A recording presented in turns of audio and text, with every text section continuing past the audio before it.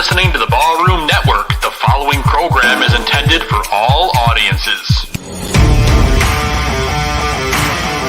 Welcome to the South Burbs Hitmen podcast with your hosts, Joe Mandel, Steven Zim Zimmerman, and Vinnie Parisi. We're bringing you the White Sox coverage you need from the perspective of true Southsiders. Grab your Kaminsky dog with an ice cold beer and meet us in section 155. Everyone get on your feet for your South Burbs Hitmen. That ball hit deep. Way back. You can put it on the board. Yes. Jimenez in the air. Left field. He's your hero tonight. Thanks, Cubs. Over the head of Jenks. Uribe charges, throws. Out! And the White Sox have won the World Series. Alexei! Yes! Yes! Yes! Yes! Yes! History!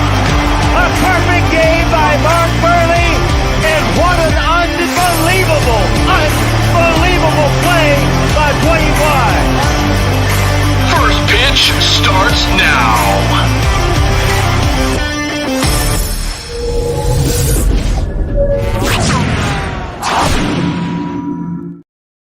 What is going on, everybody, and welcome to the season premiere of South Burbs Hitmen. That's right, we are back after what feels like a very short off season.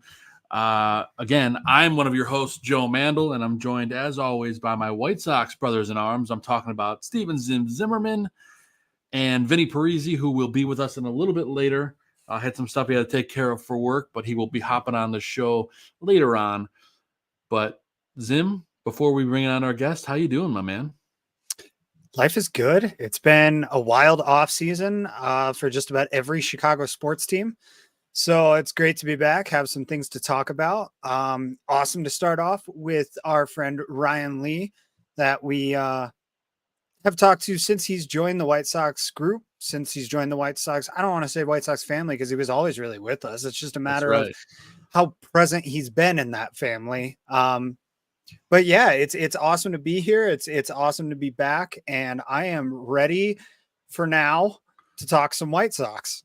Yeah, that's right. Hey, it's a fresh slate. No, regardless of the off season, it's a fresh slate. And one thing we do know, Zim, is that the season, the White Sox they pull no punches when it comes to promotions, giveaways, theme nights, you name it. So, what better way to get the season started than to bring on friend of the show and White Sox in-stadium host Ryan Lee. Ryan, how you doing, my man? It feels like it's been just 5 minutes since we saw you last time. No, literally, I feel like we were just doing this, but I'm excited to be back. Thank you guys again for having me. I'm excited. Even watching your guys' opening intro, it got me that much more excited for baseball's back. I love it, man, and I appreciate that because I get pumped up just thinking about baseball, and here we are. We're getting ready to talk about what guaranteed rate field and everything that's going on this season. Yeah, you stay busy year round. I mean, you're a man of many talents, as our listeners to this show know. I think this is the third time you've been on with us. Yeah, the third or fourth. I think it's the third.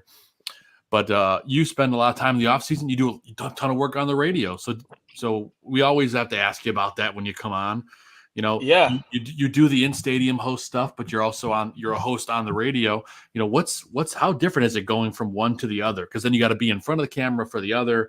But sometimes on the radio, they have you on camera, almost like podcast format, similar to this. Does going from one medium to the next ever bother you, or does it take a minute to adjust? You know, talk a little bit about that because I'm interested because you're shifting gears. You're kind of like Batman. You do one thing during the day and you do it in a different way when it comes to night. No, for sure. There's some similarities and then there's some differences. You know, in radio, we are just kind of live. We're going with it. We are on the cuff. Usually in radio, there's like yourself and maybe 2 to 3 other people in the studio. So you don't realize that there's millions of people that are listening at the time that you're talking. Where when I go to the ballpark at Guaranteed Rate Field, you know, I'm there with you guys. I'm on the mic talking to 40,000 fans. So there's a little difference. But at the end of the day, it's the interactions of just having fun, whether you're listening to me on the radio or whether you're watching me on the video board at the ballpark. I just want to make sure you kind of have that, like, hey, it's me and you. We're having a conversation. We're playing a game about one of our White Sox players, or we're talking about a new song that's out on the radio. So there are differences where radio, it's a lot more just kind of live, cracking the mic and talking. White Sox, you know, we kind of know ahead of time what we're going to do and what we're going to present to you guys on the screen. But, you know, overall, it's the same of just wanting to have fun, that human interaction, whether it's you listening through the radio or actually being with the people at the Sox field. So I love both. Oh, you gotta love that, man. And you know, a quick little follow up to all that. I mean, talk a little bit about what you got going on the radio. I know you had you're doing all kinds of stuff. You were doing cooking. You're kind of all over the map. I follow your Instagram feed, which is really entertaining. If you guys aren't following Ryan, make sure you do that. Ryan Media Lee all over social media. You got to give him the plug. But to talk a little bit about, you know, your other work. Yeah, so I produced the WGCI morning show. So that's from 6 to 10 a.m. in the mornings. And overnight, I have my show on Kiss FM from 12 a.m. to 5 a.m. I have a cooking show with Kiki from the Fred Show on Kiss FM. It is called Cooking with Kiki and Ryan. Disclaimer, neither one of us can cook. That's the whole premise of the show. We are attempting, we bring different artists, different celebrities that try to come on and teach us a meal. 9 out of 10 times we fail. I have a podcast with iHeart as well. It's called, there it is. Yep, that episode. You know what? That was a episode we made a burger. I had to cook everything on my own. Surprisingly, I did decently. I'll just say that. Right. Decent. I tried it again actually like a week ago, and it was a fail. And then I also have a podcast with iHeartRadio. It's called We'll Just Agree to Disagree with Beyonce Fox from V103. So I do a lot, but this is, you know, I love radio. I love what I do. So it's a lot, but it's fun. Dude, it's a beautiful thing. That's great. I know you mentioned that you're ready to be back at the stadium, though. Yeah. It sounds awesome, everything that you get to do. You know, you get to jump around, you get to do a bunch of different stuff. And, you know, some of those different things at the ballpark, at least, are the promo nights. Yes. And I'm just curious, you know, what you're excited for this season. If there's any new ones coming up, anything different, you know, maybe a cooking night or something like that, or give away spatulas. That would actually be funny. No, I'm excited. Some of our regular fan favorites are coming back, like Family Sundays. We're also going to, of course, have the fireworks. A big fan favorite, Elvis Night, will be returning Friday, August 23rd. That's going to be huge. Always a new one that fans are going to be excited for. I know a lot of fans have already been talking about Harry Potter Night. That one's going to be coming up Friday, May 10th. So if you are a fan of Harry Potter, that's going to be going down at Guaranteed Rate Field. Oh, wow. A lot of fans are also excited because we are bringing back $5 Tuesdays. This was huge last season. You can get $5 beers, $5 Vienna hot dog, Polishes, Beggar's Pizza. So if you are a fan of $5 Tuesday, or if you did not know about it, it will be back this season. So, and then also coming off of St. Patrick's Day that went down this past weekend in Chicago, halfway to St. Patrick's Day is going to be going down Saturday, September 14th. And if you have been to one of those games, you already know it's a good time. Yeah, and I know they have multiple Sox crawls over the course of the year. They haven't officially announced them, but you know they likely are usually around that time too. So obviously keep an eye on the calendar. Always new promos and all that fun stuff popping up. Zim, I don't know. Do you want to take the next one, or do you want me to jump in? Yeah, absolutely. You know, it sounds like you're already in mid-season form, like ready for all of these promos and everything, but I wanted to ask you about, you know, spring training. You know, have you ever been to spring training? Have you ever participated in any of that? And, you know, what is your spring training? How do you get ready for the season? How do you get back to, you know, being outside on the field rather than inside, you know, under these nice studio lights and everything, doing all of your radio work and podcasting work and everything? No, that's a great question. I personally have not been to spring training, but a lot of my coworkers and colleagues have been. So I was kind of texting them while they were down there, like, yo, how is it? What's going on? So next year. Next year, cross our fingers. We will be headed to Arizona. I can tell you a lot of our promotional events that you guys see us do with the players during the games are filmed down there during spring training. So a lot of our department is getting a lot of their work done while they're there with the players. So if you see us playing one of the games, see how many dice a player can stack. A lot of those are filmed down there during spring training. For me and Alyssa, a lot of our prep is done now. It's being getting ready. We just had a photo shoot this past weekend. I can break the fourth wall with you guys. A lot of our scripts and stuff like that, we actually memorize. That's one of the things me and Alyssa pride ourselves on, is that we're going to learn all of our scripts when talking to you guys. So for one of the things that I'm doing now is we haven't gotten scripts yet for the season, but I'm prepping myself. I'm getting my mind kind of back in that form set of learning scripts, memorizing lines. So I literally just earlier today was going through an email from like last season, looking at some of the scripts, looking at some of the promotions that we did, and just kind of getting my mindset back into like, hey, it's radio mind, and then now it's White Sox mind. And then also, I'm excited to let you guys know next Monday, the 25th, will be Sox night at the Bulls game. So I will be co-hosting there with Todd from the Bulls. Shout out to Todd. And that's also just kind of like part of my spring training, being back there, getting ready for White Sox, getting the Bulls fans, and just being back in that environment. These are all little things that I'm doing to kind of like prep and get ready, as well as Alyssa. Alyssa and I have been talking a lot within the past few weeks. We're both excited to be back. Shout out to Alyssa Bergamini. I know if you are a Sox fan, you know of Alyssa. She is amazing, an amazing co-host to work with. So me and her have been talking, just getting our schedule prepped, stuff like that, just to get ready for the upcoming season. So it's my version of spring training within like the few weeks. Yeah. That's right, man. Hey, it's like anything. It's like getting back on the bike. Even the players got to do it when they get back into spring training. So that's awesome, man. We're looking forward to seeing you on the field over there and catching you at a game. But we're talking about upcoming games, and I got to mention that there's some really incredible giveaways again coming up this season. Yes. I mean, I don't know how Brooks Boyer and the promotions department does it year after year, but they do. Are there any giveaways? I mean, there's a ton of really good ones. Are there any ones that you're really looking forward to this year? Because there is a ton. No, there really are. And I mean, not to toot our own horn, but White Sox, some of the giveaways we have, I feel like are just like the best of the best when it comes to the league. I agree.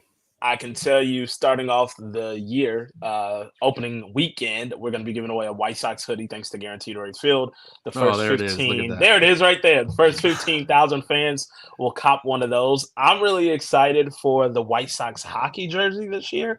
That's going to be April 27th, the baby blue. Yeah, I like that one. Also, a fan favorite is the Hawaiian shirt. Now, that's going to be... Of course.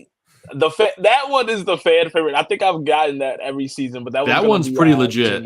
This year's looks really good. Yeah, I like that. Some of them have really looked like Hawaiian, but I really like this one. Also, not a part of the giveaways, but let me tell you guys, if you do not go to the Chicago Sports Depot, definitely go this season. We just had a photo shoot. I saw some of the new line that they are bringing this year, and I can tell you it is top notch. Is it still 35th and Shields, or has it been rebranded to something else?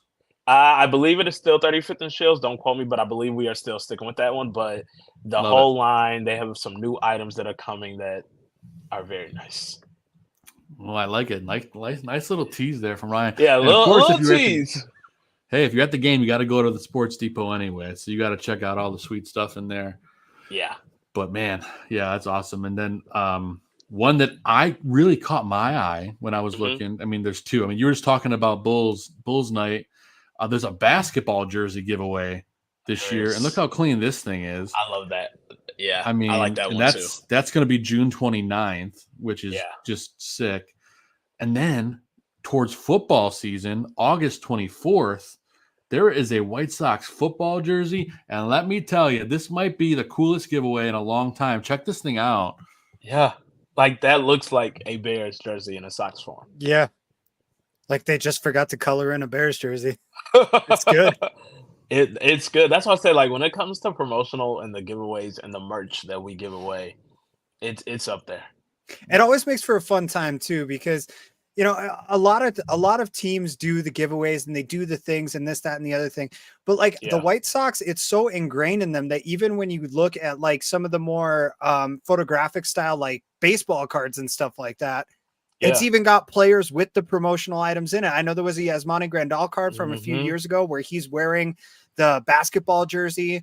There's some cards from minor league players years ago when Birmingham did the Space Jam jerseys. Sorry, I couldn't spit it out. They did, but that's a whole part of it is the trickle down of it all. You know, the team does such a good job with all these promotions that it starts to spread into other facets of the fandom, and it trickles down through the minor league organization where, you know, Birmingham is known for some of their promotions that they do. Charlotte's gotten on board in the last few seasons. Like if you're a Sox fan anywhere in the country and you're near one of these teams, there's all kinds of great promotional. I know minor league teams are kind of known for being big in the promotional game because that's how they get people to show up. But like, again, the White Sox organization as a whole just really steps it up. Yeah, and it does bring a different energy. I mean, to follow up with what you're saying, there'll be some games that I may forget that it is a giveaway, and then I get there and I'm like, wow, it's packed already in the parking lot. And I'm like, oh, it's a bobblehead giveaway. I now remember why. So it just brings a different sense of energy that, you know, you can come to the game, you can get some free merch. Just got to be like, you know, whether it's the first 15,000 fans or the first 20,000 fans, whatever it may be. But it just brings a different level of energy too as a fan. Yeah. And speaking of bobbleheads, there is a sweet Luis Robert bobblehead giveaway on May 25th. This one's really clean too. I mean, check that out. So shout out to Wintrust for that one. Yeah, for sure. And then a couple other highlights I have listed here. There's the first WWE night on May 9th. There is no image of it yet, but if you get a special ticket, you get a Southpaw WWE figure. There's only 1,500 of them, so I bet you it's going to be really cool. I have not seen it yet. That sounds kind of controversial, not going to lie. White Sox are picking sides. We're going WWE, no AEW represent, or come on, we all know the biggest wrestling brand in the world. Come on now. I know. I know you're being funny, Zim. I got you, dude. It's all good. Hey, AEW is making a legitimate case in the wrestling space lately. All right. I'm not gonna lie, I don't follow wrestling, so I couldn't even answer. I couldn't even tell you what you're talking about. Real quick, also May 11th, there's a big giveaway in the 3/4 zip up. I'm excited for that one. That's always a very popular one. Yes. And then last but not least, I wanted to highlight they are giving away a jersey vest.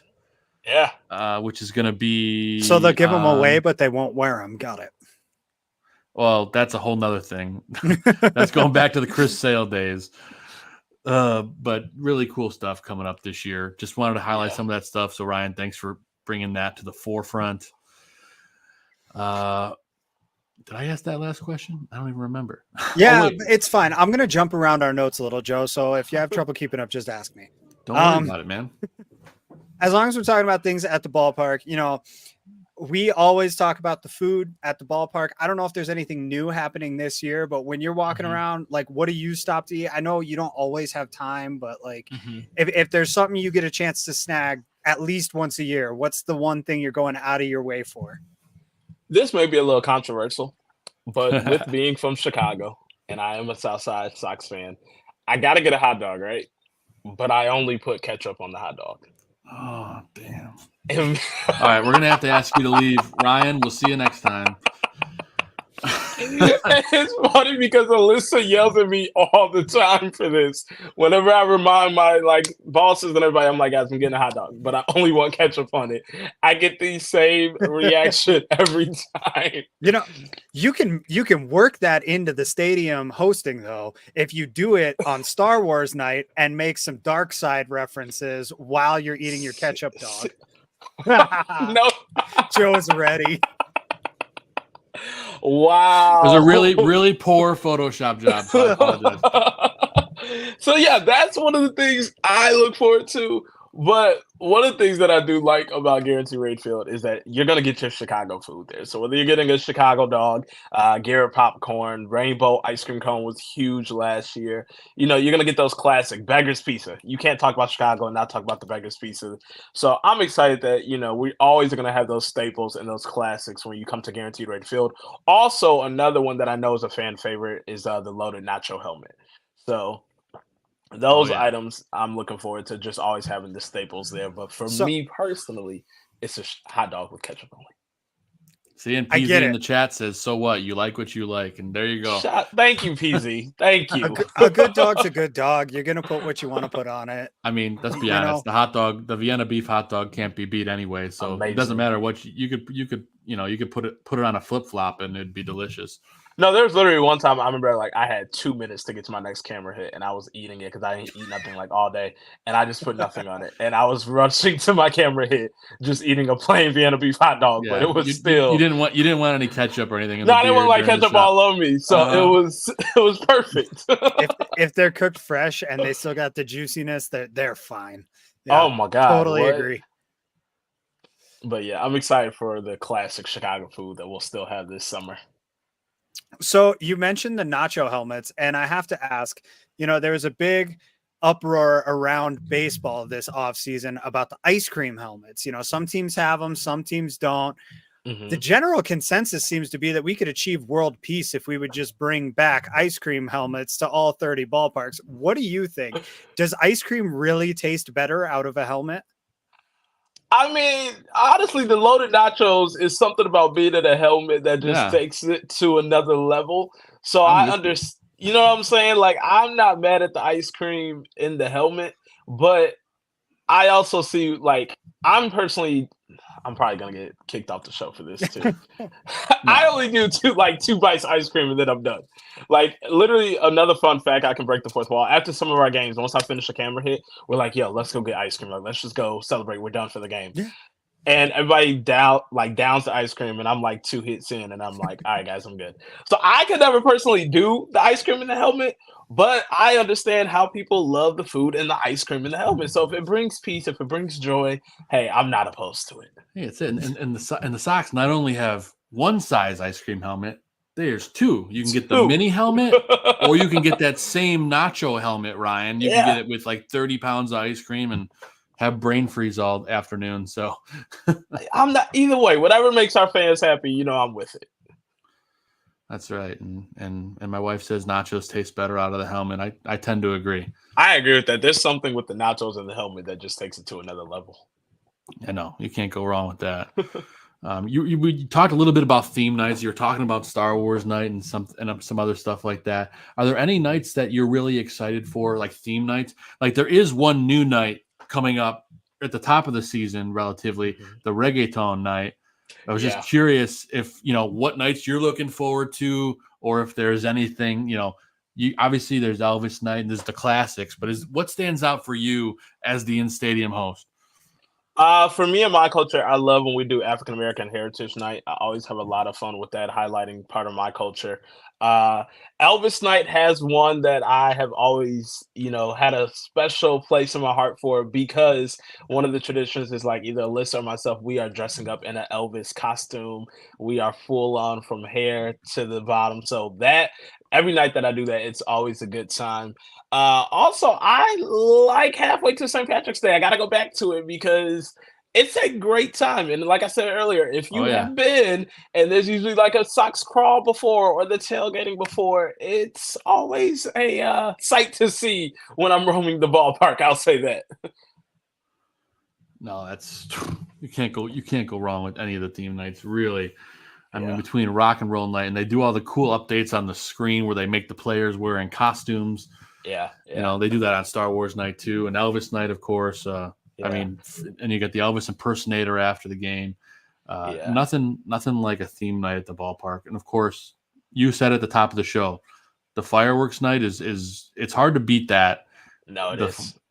And you guys always have great music, and you can't beat that. So and I really got to show love to all the people behind the scenes. There's so much prep and work that goes into it that you guys may not see. You guys see, a nice produced package, but the amount of work that they put in, off season, during spring training, they were down in Arizona getting ready for these theme nights, booking different artists to perform that go with it. Even the fireworks night, the music playlist that you guys hear is specifically set to a certain era of music. There's a lot of work that goes on behind the scenes, and I tell them all the time, like, they do it flawlessly. To see the behind the scenes from the day when they get there early to the last firework that goes, it's all done to perfection. So shout out to everybody at White Sox, that's behind the scenes that may not get seen. I know me and Alyssa are often on the video board introducing these features and promos and artists that are going to be performing, but there are a lot of people that go and put in tons of work behind us, and they do an amazing job for the fans. Yeah, no doubt the Sox have one of the best fireworks shows in all of Major League Baseball. Oh, yeah. That is for sure. Yeah. Speaking of fireworks, I mean, every time someone hits a home run, that's another time that these guys got to be ready to blow off the fireworks. But, we always like to ask. I know the season doesn't start for another, 10 days, something like that. Yeah. Mm-hmm. But for week 1 of the season, we do what's called like a pick the click segment. So you just pick one person, one player on the team that you think is going to have a great week for week 1. Mm-hmm. Who do you think is going to have a good week? I mean, I know we're 2 weeks away basically, but I know the Sox just announced Garrett Crochet is going to be the opening day starter. Yes, we just announced that today, and Yep. I'm actually going to go with him. I'm excited to see what he's going to do starting. I actually was working out a few hours ago, and like everybody in the gym was talking about it because the news broke while we were at the gym. So I'm excited to see what Garrett is going to do. I'm going to go with him right now, but honestly, I'm going to say coming into this season, I'm excited to see what all the players do on the team. I'm excited to see, we kind of have a new start, a lot of new players on the season that we picked up during offseason. So I'm curious to see what this team is going to do. I'm excited to see, you know what I'm saying? A lot of times we can go in with expectations and we can expect this, and then when we don't get it, we get mad. This season, I'm just going in hey, let's see what they do. Let's see what the team does. Let's cheer them on the best that we can. They need our support. And I'm excited to see Garrett specifically, though, as the starter, to see how he's going to do. But I'm personally looking forward to seeing what the whole team brings this season. Well, he's the comeback kid coming back from Tommy John a little over a year and change ago. It's a good story. He's getting his first major league start because he was a bullpen guy when he came up. Now he's getting his first start on opening day at home on the South Side. That's pretty sweet. Huge. It's huge, and I think he's not going to take that lightly at all. So I'm excited to see how he performs. Heck yeah. I know Zim shares that sentiment. No, absolutely. I mean, I think something you said in there really just rang out in my mind, and it just makes me want to, reiterate the point to a lot of fans out there that the wins and losses are not indicative of the effort the players are putting in out on the field, and they still need the fans to show up and support them. It's a tough situation all the way around, everything that's gone down. So all we can do is show up and support them and bring our energy. And, ride strong with them every day. So, that's why we're White Sox fans, right? We didn't choose this life because it was easy. We'd be Yankees fans or Dodgers fans if we wanted that. And I mean, being from Chicago, grit. Yeah, and being from Chicago, you understand that. If you're a Chicago sports fan, you understand it may be a little roller coaster. Look at our Bulls. Look at what the Bears are going through. That's just what we have in Chicago. But one thing about Chicago fans, we are diehard and we love our teams. Yes. And I think no matter what the season goes through, we're still going to be there for the Sox. And I think the reason why we get so passionate is because we love the White Sox. And one thing I can promise you guys is no matter how the season's going, Alyssa and I and the Pride crew, we're going to be there still entertaining you guys, still making sure you're having a fun time. If it's your first game, if it's your 100th game, whatever it may be, we're still going to make sure you have fun, and we still got to be there to support our team because they need it. That's exactly it, man. So I know that you're going to be switching gears a little bit heading into baseball season, but, we want to give you the opportunity to promo yourself, talk about what you have going on. I'm sure you're going to take a step back from some stuff in order to make time to be in the stadium, because otherwise you'd probably be awake for 4 days at a time, right? Alyssa says you don't sleep. No, I really don't. Alyssa, shout out to Alyssa. She's always like, Ryan, are you going home to sleep? And I was like, I gotta do this, and then I'm going. And then she'll text me an hour later, are you sleeping yet? So I always appreciate Alyssa. I'm excited though. I'm probably not gonna scale back, but I just like the whirlwind of it being at the radio station. You guys can follow me at Ryan Media Lee. You can check me out on Kiss FM, and then I'm with the morning show on WGCI in the mornings. And then, of course, I will be back at Guaranteed Rate Field with Alyssa Bergamini starting next Thursday, the 28th. Following Thursday, we will be there for the home opening. It's days away, literally. It's so close. 10 days away. Close. That's insane. 10 days away, which is, I feel like we just wrapped up last season. But like I said, we did our photo shoot this past weekend, and just being back at the ballpark, being back with the Pride crew, being back with Alyssa and the team, it felt good to be back. So I'm excited. Dude, that's what it's all about, man. Yeah. And Zim brought this up at the top of the show, but I'm going to steal his question because it just tickled my fancy. All the players have walk-up songs, right? And you're the guy with the radio show, and you're listening to all the good music. If Ryan Lee had a walk-up song, what would it be? I would still have to go with, and it's been my walk-up song for a few seasons now, Dreams and Nightmares by Meek Mill. Because everything that I do as far as radio, what I'm doing now as far as being an in-game host for the White Sox, I literally used to think of times like this. And like when he says that in the first line, I'm literally like, yeah, I remember as a kid when I was young in 6th grade watching Ryan Seacrest on American Idol. And I was like, hey, I want to be that guy. We have the same name. I want to be like Ryan Seacrest. And now years later doing radio, doing White Sox in-game hosting while I used to go to the games as a kid, it's a full circle moment. So anytime I hear Dreams and Nightmares come on by Meek Mill, it just gets me back in that mindset like, yo, I'm literally doing the things that I once wished I could do. So I think I'm going to have to stick with that one. That's so deep. I love that. That hits you right here in the heartstrings. I love that. And I'm going to call you. No, what are you going to say? No, I was joking. I said I'm going to call you Ryan Leecrest from now on. No, one of my cousins texts me Ryan Seacrest all the time. Like he'll be like, "Yo, Seacrest, what's going on?" I'm like, "What's up?" But no, man, it's always a pleasure having you on the show. We can't wait to meet up with you at the ballpark this season. If you haven't seen Ryan at the ballpark, he's always around. I mean, let me tell you about the character of this guy. We were at a ball game and we wanted to meet up with Ryan. And, he had all his hits. He had to finish the game, whatever. And he's like, I'll swing by your seats. Where you at? And he's like, oh, I'm going to come by after I'm done working. I just want to say hi. He came by after his shift was over. He could have gone home. He stopped by the seats. He said hello, hung out with us for like 10 minutes. I mean, Ryan, that was awesome. And wow. The fans are lucky to have you. We appreciate you and just cannot wait for this season of White Sox baseball.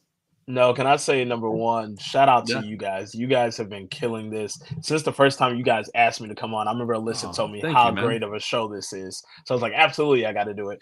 And one thing about a White Sox fan, what I love about my job is when I'm there interacting with the fans, I feel like we know each other. I feel like we have a common ground here as being Sox fans. So anytime that I can take 2 seconds to meet somebody, take a photo, whatever it may be, I will always do that. So thank you guys. And I tell you guys every year, let me know when you're at the game because I got to come see you guys because you guys have always shown me love since I've been in this position. And I truly appreciate you guys and all the Sox fans that have welcomed me in with Alyssa. It's been a lot of fun. I cannot complain or say one bad thing. So I thank you guys. No, well, thank you, Ryan. And if you guys don't follow Ryan, follow him on all social media at Ryan Media Lee. Ryan, always a pleasure having you on. Thank you. We will see you at the ballpark real soon. And always go White Sox. Yes, I will see you guys in a few days. Go White Sox, and see you later. Thank you guys again for having me. All right, thank you, Ryan. We'll see you next time. Ryan. Take care. All right, see you guys. All right, guys, see ya. The one and only, the amazing Ryan Lee in the house, Zim, and man, it's so much fun every time we have him on. I can't get over it. Both in-stadium hosts have been so awesome to us, and the fact that Ryan wasn't even a stadium host the first season we did this show, and he came in, the following year, hopped on our show and has just been awesome for the entire time that he's been there, has been so gracious with his time to come on our show. It's been so great having him around, both in the stadium and on our show. He definitely brings a different vibe that, so chill. That's just it. It's hard to do it solo all the time. And Alyssa did her thing that first year that we were there. I think she had somebody else that she worked with. Yeah, but her old partner is now the voice of Notre Dame. That's it. And now Ryan coming in and immediately picking up and still being able to have that back and forth, bounce off of each other, chemistry and consistency. It's so cool. Oh, it really is. And I had to steal your walk-up question because it was a good one. No, I appreciate it because I honestly kind of forgot it because I didn't write it down. And that's why we have our notes. Well, he was talking music, and I was like, oh, I got to ask that. And now I got to go back and listen to that song because I know Meek Mill, but I'm not familiar with that song, so I have to go back and check it out.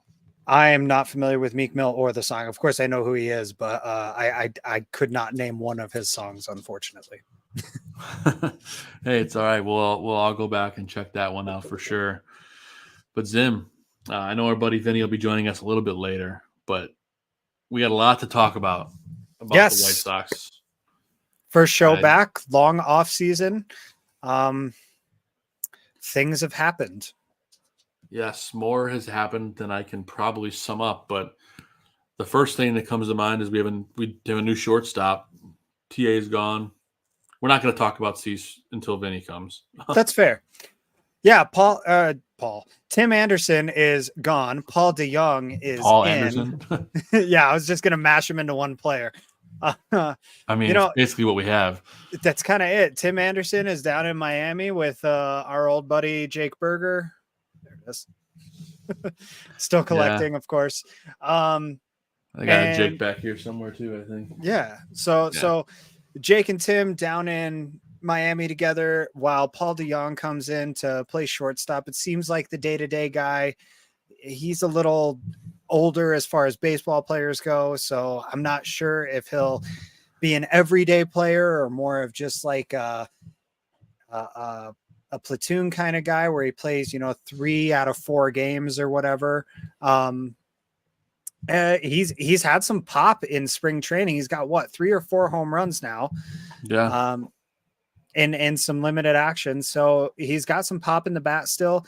He was a really, really good player when he was on the Cardinals. So if he still has any of that left in the tank, I think the White Sox might have actually gotten a bargain bringing him in. I think while they wait for Colson Montgomery to come up. And he's an upgrade defensively, in my opinion. Over the last few years, I would say so. Tim Anderson at his best was always sloppy, but he was still a top 10 shortstop defensively, I think. I don't know if DeJong's a top 10, but he got potential to be. He's going to see a lot of action this year. That's it. So as I was getting to there, Anderson has fallen off in recent years. He is not the player that he once was, obviously. Otherwise, the White Sox would have kept him. Otherwise, all the distractionary antics that he kind of started getting into last year probably could have been overcome. But this whole roster is different. New third base, or I guess not new third baseman, new utility guy, new shortstop, new second baseman. Didn't I see? Who was it? Oscar Colas potentially playing first base in a rotational role. New right fielder, speaking of Oscar Colas, it seems like, and a new catcher, so what are we actually returning from last year? Center field, left field, and first base? It feels like a whole new team. It really does. Yeah. It's wild. This whole roster has been gutted and overturned after the disappointing years that we've had back to back, really. At least we won't be disappointed this year because the bar has been set so low. I guess that's the upside of all of this is, I think 80 wins would be a monumental achievement for this group this year. I mean, I tell you what, I mean, sure, Cease is gone, which we'll dive into later when Vinny hops on. But man, I tell you what, I'm kind of excited because I know they're probably not going to be like the greatest team on earth. I mean, that's fine. I mean, a lot of people are calling them the worst team in Major League Baseball. I don't know about that.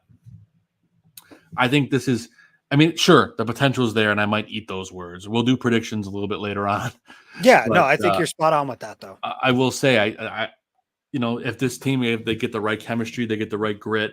I mean, everyone thought the Cubs were kind of going to suck last year, and the Cubs almost won that division. I don't know if anyone thought they were going to be like the worst team in baseball, but I don't think people expected them to be that good. And they kind of had the chemistry out the gate, and they have defense. They upgraded on defense. They have an interesting selection of guys. I don't think they're world beaters, but the 05 White Sox weren't world beaters either. So no. And while I'm not making that comparison, just to be clear, no. Just to be clear, the rotation's not anywhere near there. But now the 2025 White Sox, we'll talk. But yeah, I mean, there's still an option that the Sox bring back Clevenger too. He's not signed anywhere. That's fair. And Snell still isn't signed either. If they really want to swing for the fences, but I'll quote Vinny from Crosstown the other day. That's like putting a Lamborghini in like a beat up garage. I mean, it is, but I mean, not impossible that the Sox will never pay that contract though. That's it. But if the guy ends up really desperate to play or whatever, and top contending teams are saying, sorry, man, we don't want to mess with our rotation right now. You never know. I would be stunned if Snell makes it through the week and not signing with the Yankees after Garrett Cole. Garrett Cole, who's probably going to be out for quite some time, but you never know. At minimum 2 months. Yeah, that's really unfortunate. But it's also kind of what sparked the second round of Dylan Cease talks. What ultimately wound up getting him traded was when Garrett Cole went down, and all of a sudden there was a bidding war for Cease's services again. It helped the Sox out, honestly.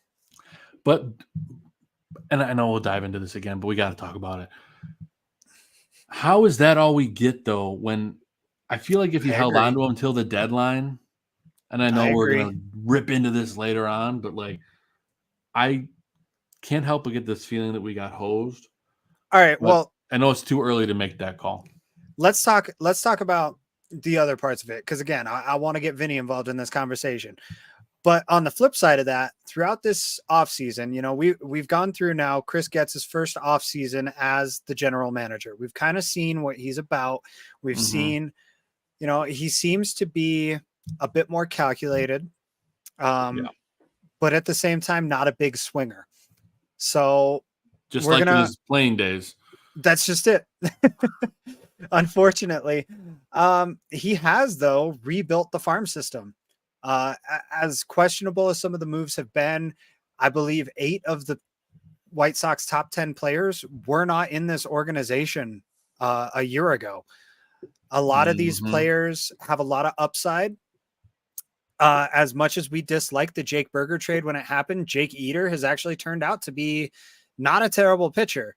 I don't know that he's ever going to be an ace or anything like that, but he shows promise. Garrett Crochet, granted, this is before Chris gets his time. He's developed. It looks like he's going to be the ace of this ball club. It seems.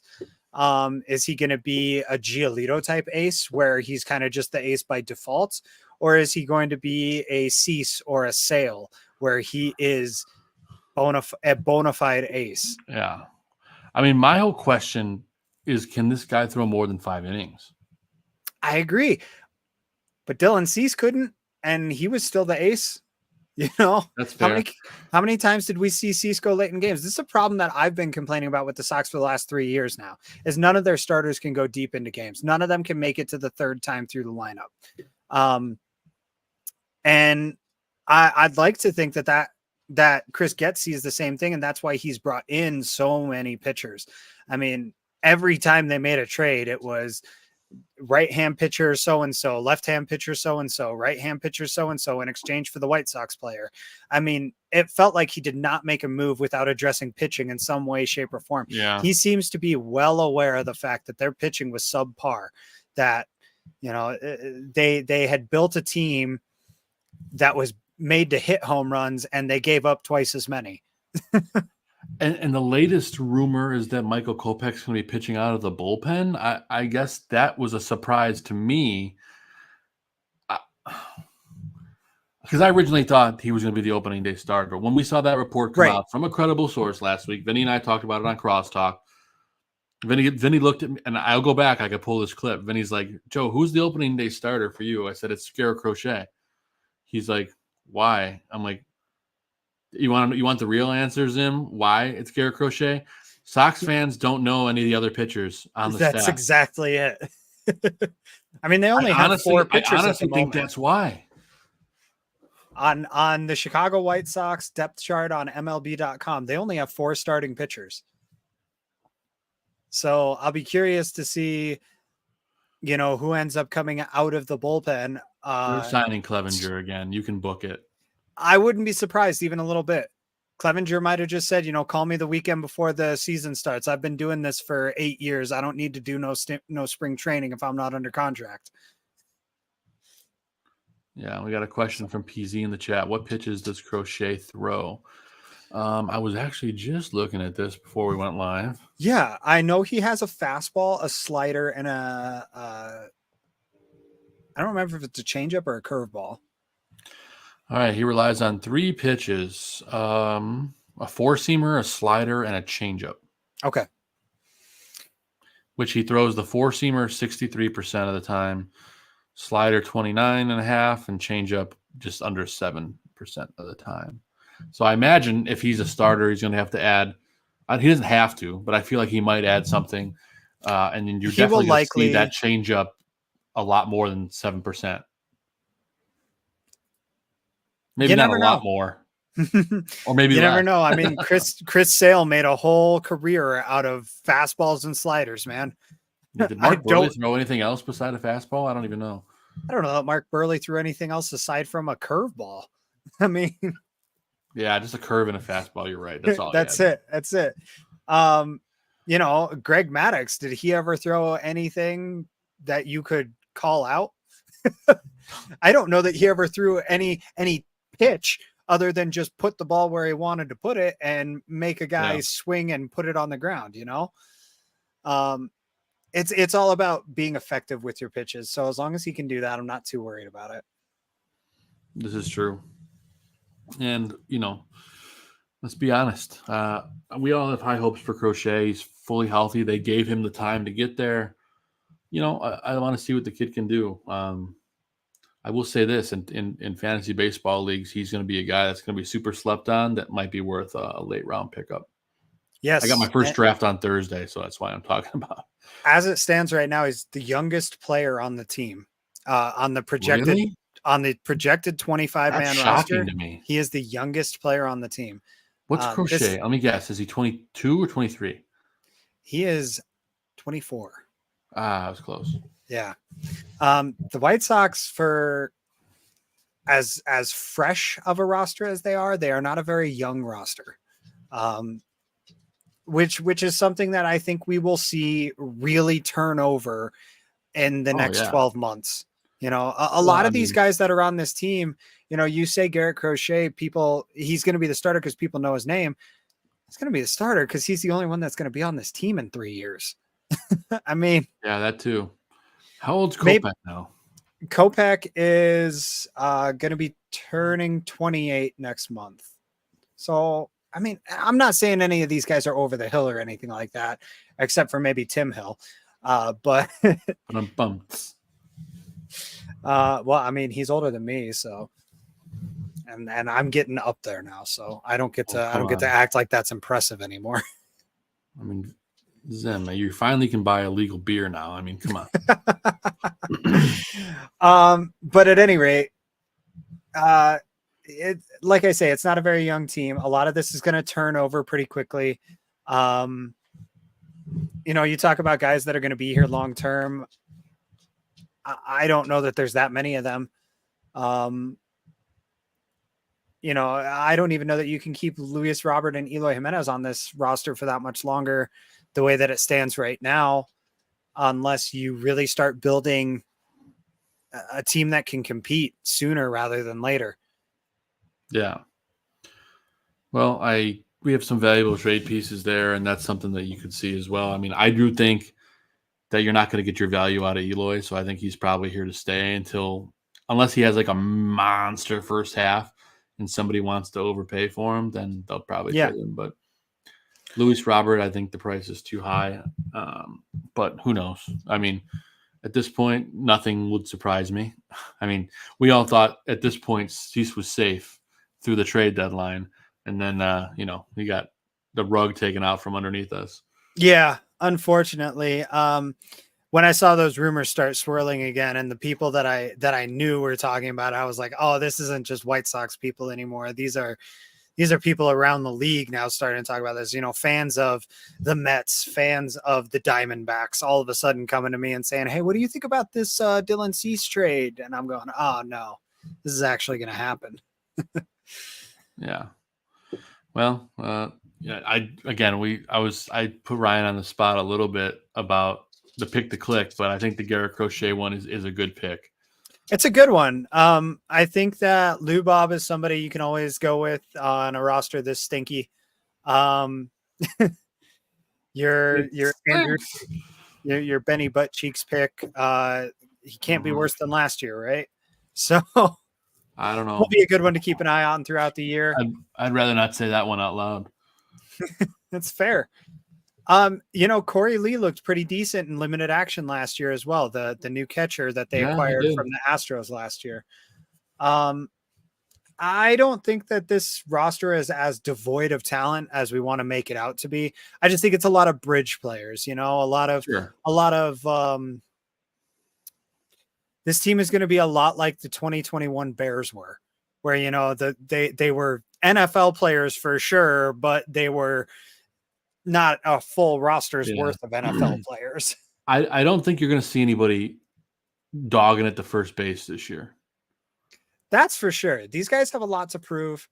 Danny Mendick is back. He's always been a hard player. Nicky Lopez is up with the club now. He's going to be working for everything that he's got.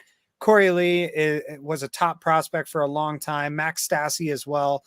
These guys, they've got something to prove. We might just have ourselves a major league type season coming here.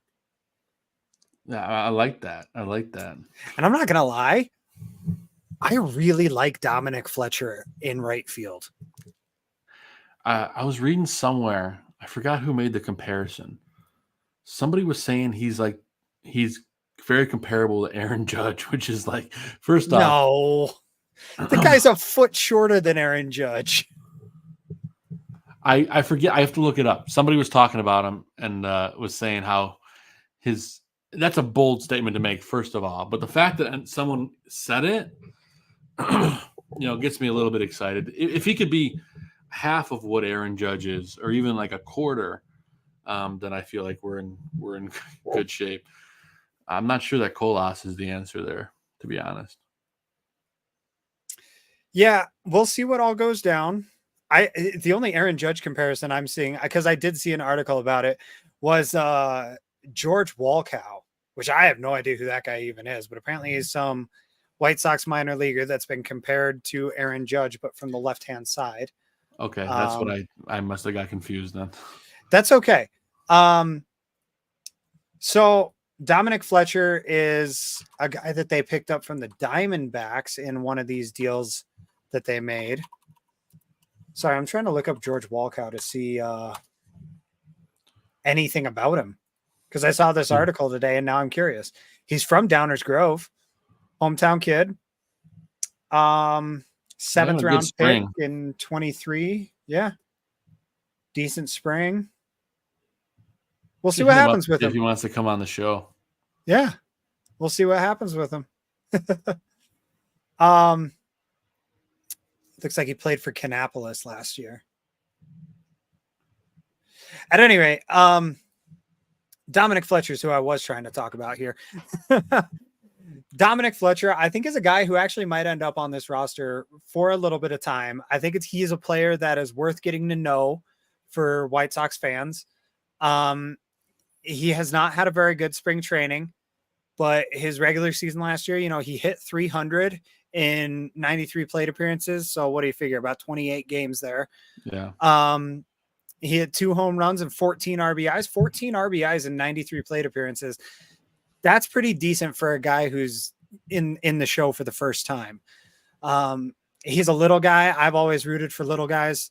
He's only 5'6", so that's big for me. Yeah, not a whole lot of game time though, so we'll see what happens with him. Yeah, we were joking Zim on Crosstown the other day. I don't know if you caught it, but Vinny and I were talking about the pitching, the staff, and everything, and I made the comment about Crochet being the starter, and he goes, "Who do you think is going to be like the opening day starter, like for real, like outside of Garrett Crochet?" I'm like, the White Sox are going to have open tryouts, and Steven Zimmerman is starting for the Chicago White Sox, and we said that you could easily at least get one out for sure. I think I could probably get one out. I might hit about 4 or 5 batters on the way to doing it, but I tell you, man, I was never a pitcher. I pitched very, very limited in my career. I specifically remember one game where somebody brought me in. They needed a 9th player in like some high school league. And they were like, "You can pitch, right?" And I was like, "What?" Like they didn't have a pitcher. So I pitched. You're like, I gave up a home run in that sure. game. I gave up a home run in that game, and I remember hearing that thing whistle past my head on its way out of the stadium. I'm imagining throwing to a major league player, and that same thing, you hear the smack and you just hear it right like past when Mercedes teed off on that utility player. Exactly. Man, when they hit him, Tony they La Russa go. got pissed off. Oh man. You don't swing at a 3-0 pitch, huh? Didn't something recently happen where somebody swung at a 3-0 pitch and it worked out really well for the White Sox? I don't remember. It was spring training. Nobody was paying attention. There's a lot of that these days. That reminds me, I can't help but think about it because that was the whole change the game thing, with, Tim Anderson having fun and he's standing up for Yermin Mercedes. Do you think that's going to be the slogan again this year? I haven't seen any promotion yet, so I don't even know if it's changed the game anymore. I think the slogan this year will be, "We're here." Chicago White Sox, we're here. I'm on the White Sox website, and I don't see any mention of change the game, so I would not be surprised if it's been phased out. How are you going to change the game when you don't have any game changers, But chat room, there's a lot of you here. There's a ton of people here that are watching. Comment, no matter what platform you're on, let us know. What should the White Sox slogan be for 2024? And obviously change the game is out the window, so don't type that. Oh, we got some breaking news. We were just talking about Blake Snell. He signed with the Yankees. Let me guess. With the Giants. Really? Yes. The Houston Astros and New York Yankees declined to go over $30 million a year. He is now heading to the San Francisco Giants. Interesting. He has agreed to a 2-year, $62 million deal. The deal includes an opt-out after this season. Dude. Interesting. Well, we got a slogan from PZ. That's the best we got. That's the best we got. Yeah, that sounds about right. Chicago White Sox, at least we're not the Royals, except we keep signing Royals players. So at least we're not the Royals, ... Yeah. Or it's the like Chicago Royals. We should be 2024 Chicago White Sox. Hey, at least it's not 2023. Man. Yeah, hey, at least we got it's stadium food. Season. It is. At least we have stadium food to look forward to. We do. And I tell you, it's baseball. There's 162 of these games. A few of them are going to be, memorable, I should say. I don't want to go too crazy, but you'll get that memorable game-winning home run. You'll get that memorable, final incredible defensive out. We'll probably have a game at some point this season where we have a no-hitter going into the 6th or 7th inning, and it's like, oh, is he going to do it? Of course he's not. It's Touki Toussaint, but man, that was cool to see. So yeah, And that's the joy of this sport is in a 162 game season. Not every game is going to be riveting. They're not all going to be nail biters. You're going to lose a few 22-3 games. It just is what it is. Yeah. I mean, they're going to be an interesting squad to watch this year. I mean, listen, I got my MLB ticket. I'll be watching as many Sox games as I can. Usually the halfway point I burn out a little bit, and then I start watching. Oh, especially if they really stink. If they're great, then I'll just keep, chugging through. Oh, yeah. It's easy to keep watching when they're good. And that's something fun to watch. That's it. I think that's something that this team will have, though, is like there's a certain likability around some of these players that I feel like we haven't had in a little while. Everybody was excited for Andrew Vaughn, and then I was like, God, this guy looks like a deer in headlights mixed with like a tiki head, and he's just not that good, at least compared to what we were told he was going to be. Yeah, he's a perfectly adequate replacement level player, but he's not what we were sold on. And then maybe he turns it on this year. You got Gavin Sheets next to him, and you're like, oh boy, this is the alternative. And it was like, what are we doing here? This season, Moncada and Eloy, like they've flat out admitted their own faults. They've said to everybody they have to be better. They have to be healthy. They have to take care of business. There's a little more accountability there than there's been in years past. Maybe because Getz sat him down and said, play ball or go somewhere else, Yeah. But at the same time, it's something we haven't seen out of those two players specifically before. Luis Roberts coming off his healthiest season where he looked like the player we thought he could look like for a good chunk of that season. Mm-hmm. And then again, with the new faces, Paul DeJong's never been an unlikable guy. Nicky Lopez, right, I think has that hard-nosed Chicago sort of vibe to him. Dominic Fletcher, he's 5'6". People are going to root for him because of that. He's going to go out there and be head and shoulders shorter than everyone else. And people always gravitate towards players like that. Look at like Nate Robinson. Look at like Juan Pierre, Tariq Cohen, that they're easy to root for because they're underdog players, and that's something the White Sox got for them. There's no expectations this year. There is not, and that's okay.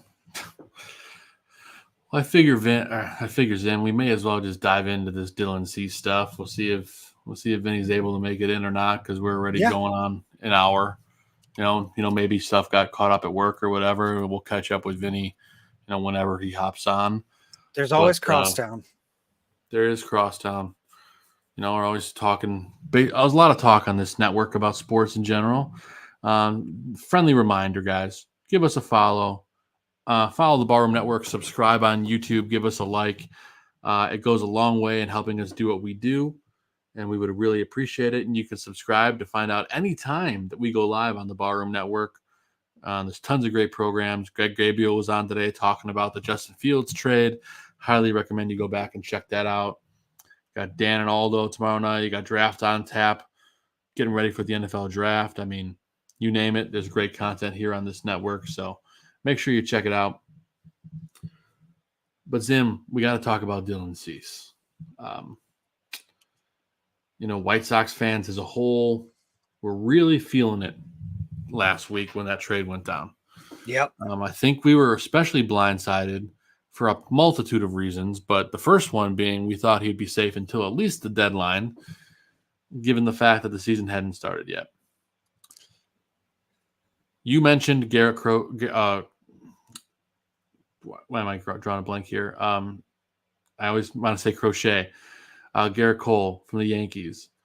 His injury kind of making the waters stir up again for Dylan Cease. For you, what was your initial reaction?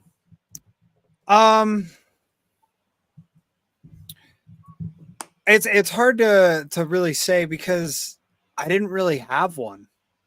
I was just waiting for it to happen, to be honest with you. Well, we knew he was going to go eventually.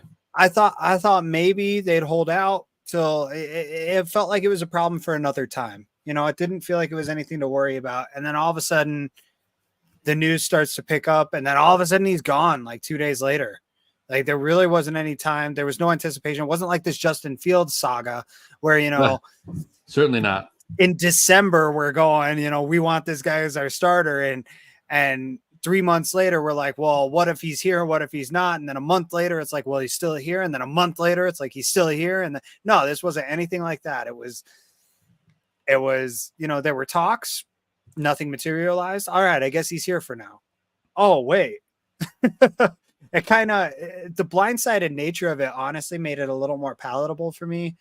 But that doesn't make the trade a whole lot better.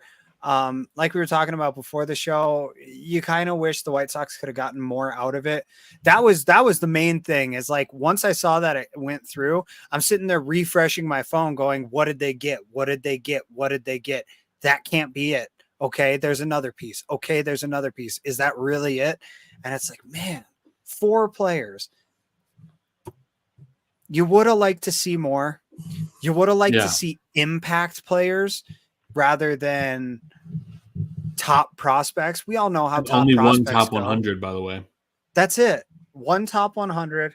One guy who was supposedly, like 101 or whatever, but he wasn't top 100. So everybody's tied for 101 at that point.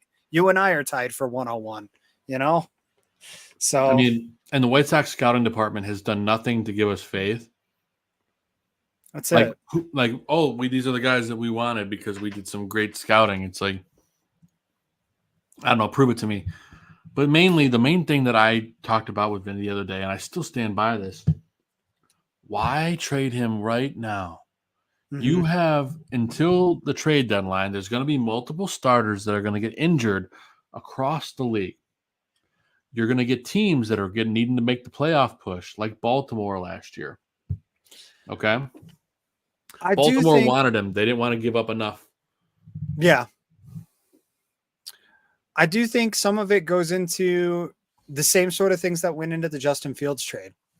And that's doing right by your players. That's making the environment one that players want to be in. Sending him to a contender, not just sending him to whoever was the highest bidder.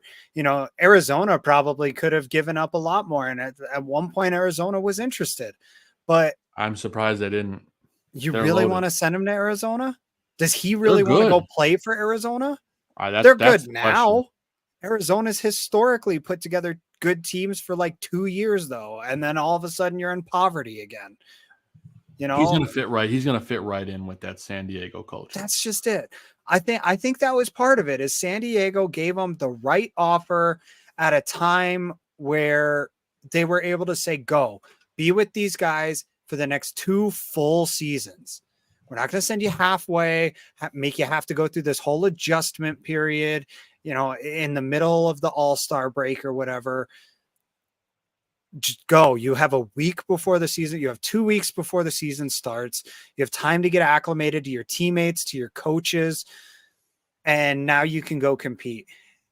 And at the same time, it gets the prospects into the White Sox system in time for them to come up to spring training, in time for them to check out their new facilities, get settled into a new place, for coaches to take a good look at them and really understand what they've got with these prospects, rather than, hey, we're getting these guys from San Diego. They're going to be on your team tomorrow. And by the way, you're going to Chattanooga for a 4-game road trip.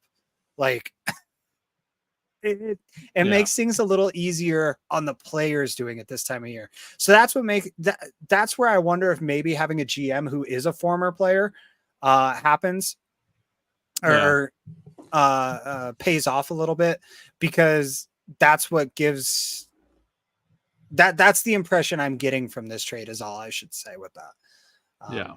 Y'all know me. I can ramble on for days about this kind of stuff, but I think it matters to the players. I think that if you create that kind of environment, that kind of incubator, so to say, players will respect it and they'll play harder for you.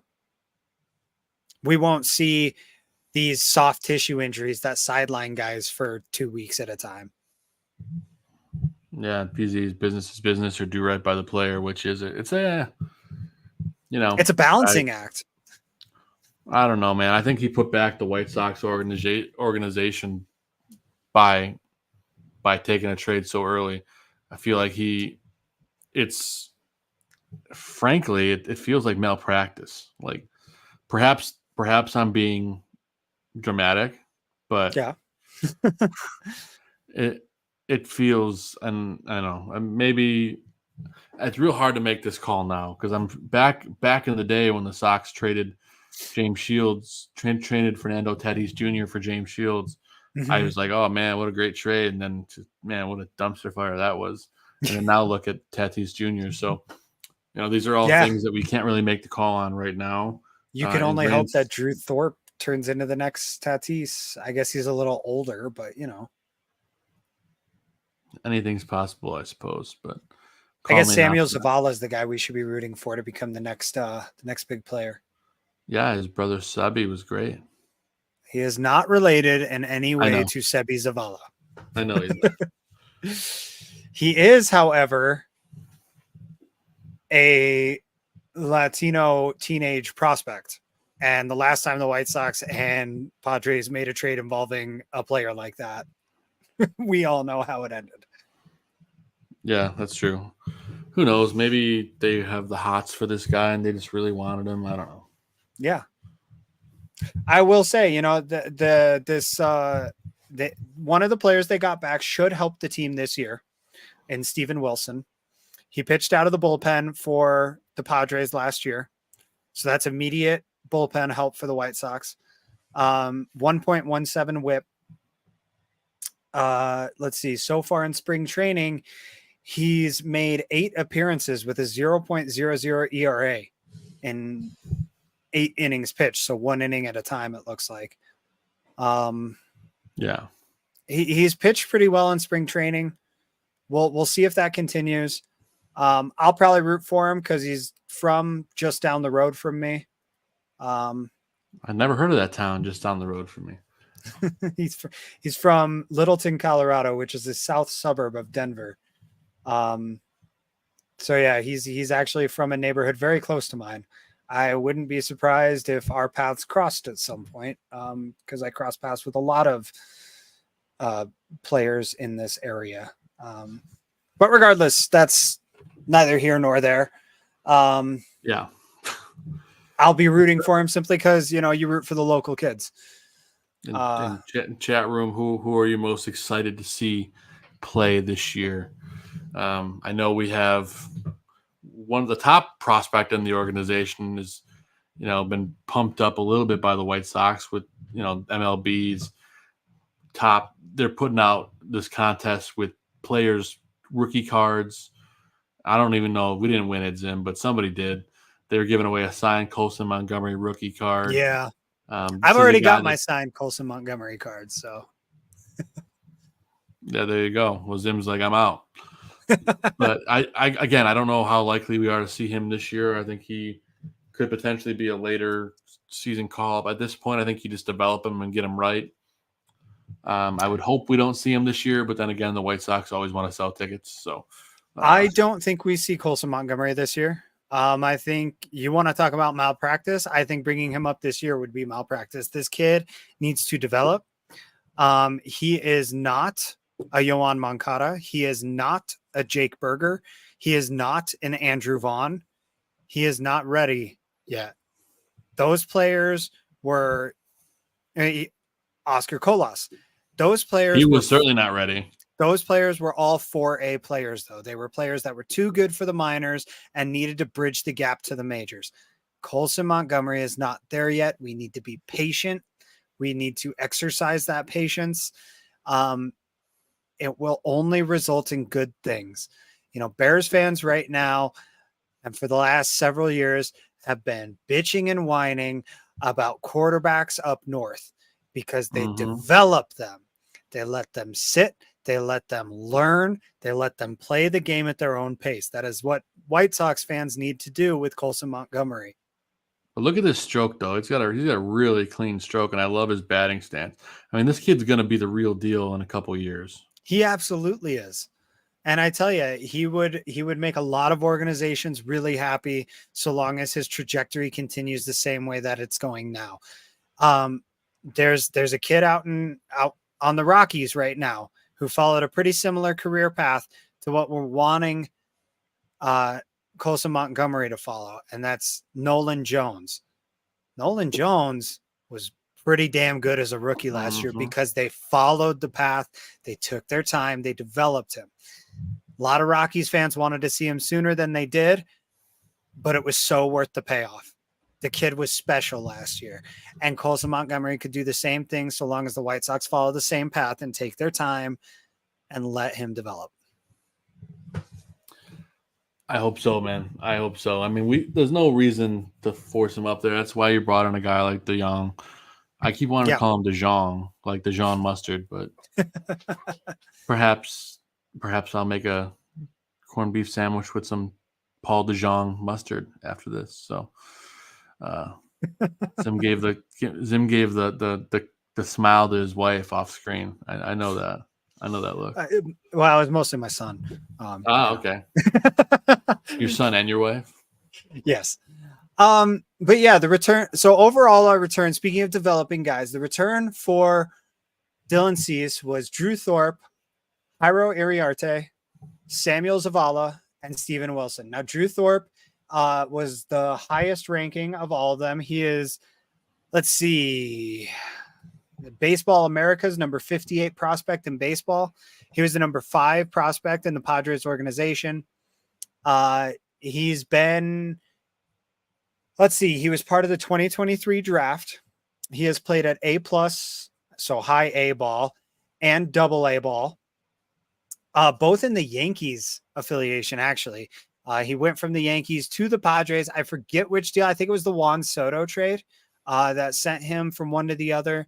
And did not actually play at all in the Padres organization.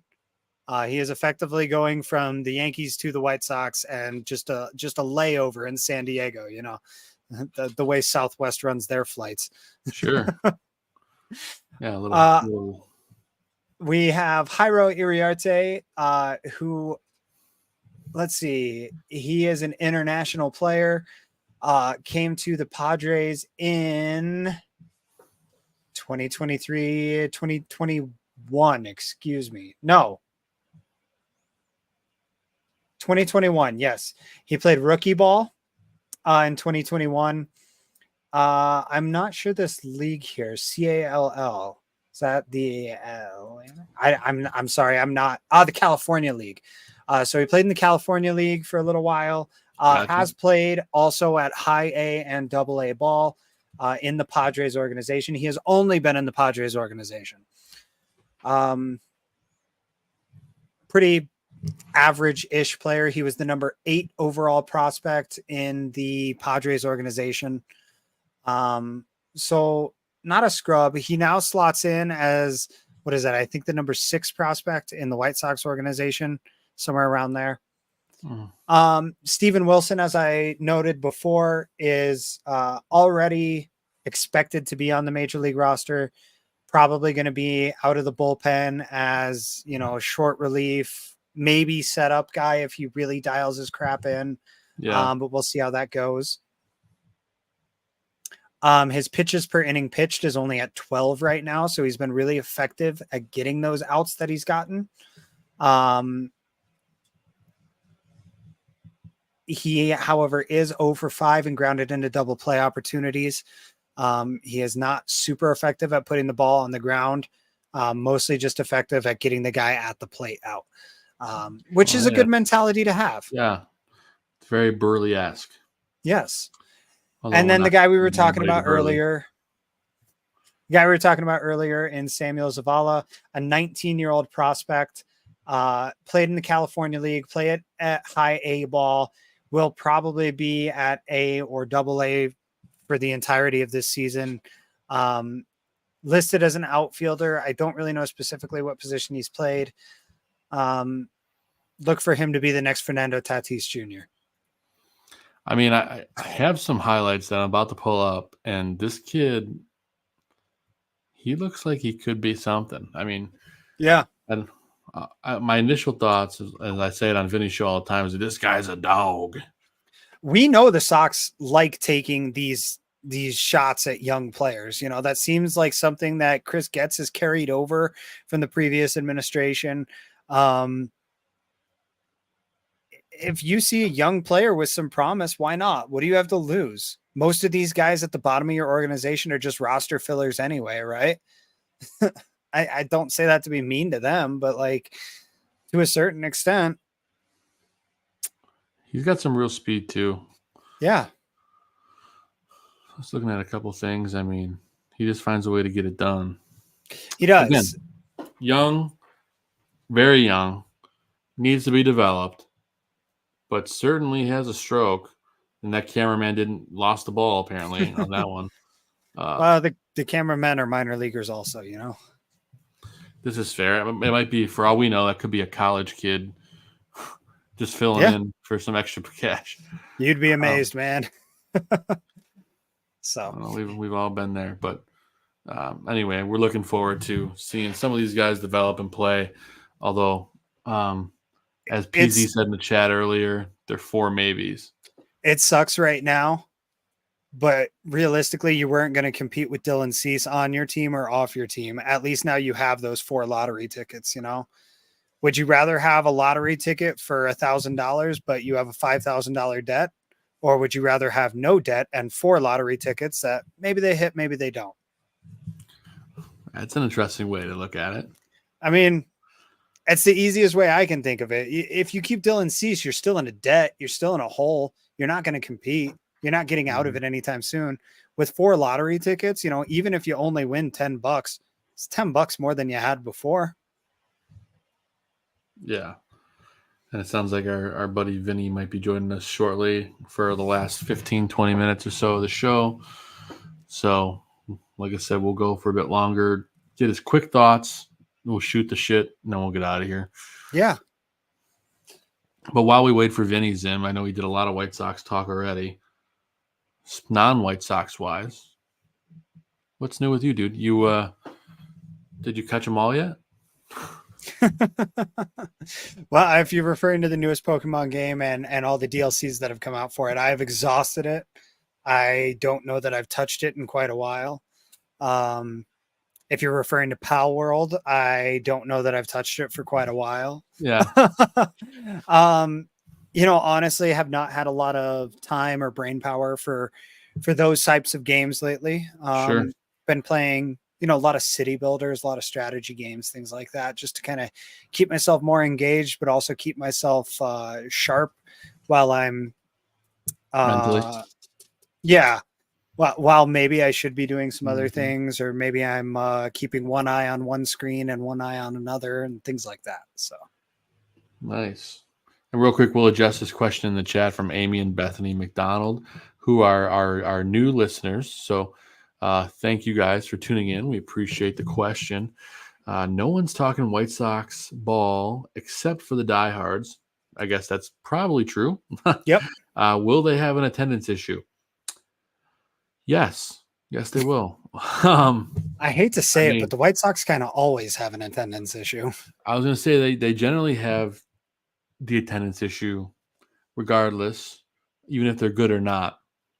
But I will say that's part of the reason they have such great handouts, right? Yes. Brooks, Boyer, and team know they need to have great things to get people into the park. You have to incentivize people to come. The cost of a ball game nowadays is astronomical. It is. Especially when you consider the type of people who root for the White Sox. And I'm not saying that poor people root for the White Sox. I'm saying that every man roots for the White Sox. And we are regular blue-collar workers. Yeah. And the nice thing, though, is, and that's part of the reason they do this, they have ways for families to be able to afford it. So, like, they have family Sundays. Like our guest, Ryan Lee, the in-stadium host for the White Sox. If you missed the interview, the show, as soon as the show is over, you can go back and you can watch it from the top. We talked to him for a little over a half hour, talked about all the cool stuff coming up in the ballpark. But they have family Sundays. You can get tickets starting at $5 to get in the park. All parking on Sundays is $15. Can't beat that. They have on Tuesdays, they've got $5 Tuesdays. You can get a $5 hot dog, $5 piece of pizza, $5 beer. So stuff like that is the way that they are going to try to keep attendance up. And then cool giveaways like these that we talked about, early in the season, they're giving away a White Sox hoodie, giving away, White Sox. It's Harry Potter night, so they're giving away White Sox sock scarves. Totally cool. This really slick and clean looking hockey jersey. That's a really sweet giveaway. The zip up, 3/4 length, the Hawaiian shirt. The biggest one of the year is probably going to be this Luis Robert bobblehead. I mean, that's really nice and clean. You can't beat that. Then the other highlight for me is this White Sox football jersey. So, again, that's how they're going to get butts in the seats. And speaking of getting butts in the seats, we've been keeping one warm for our buddy Vincenzo. And he's here with us now. What's up, Vin? Vinny. What's going on, fellas? Missed you guys.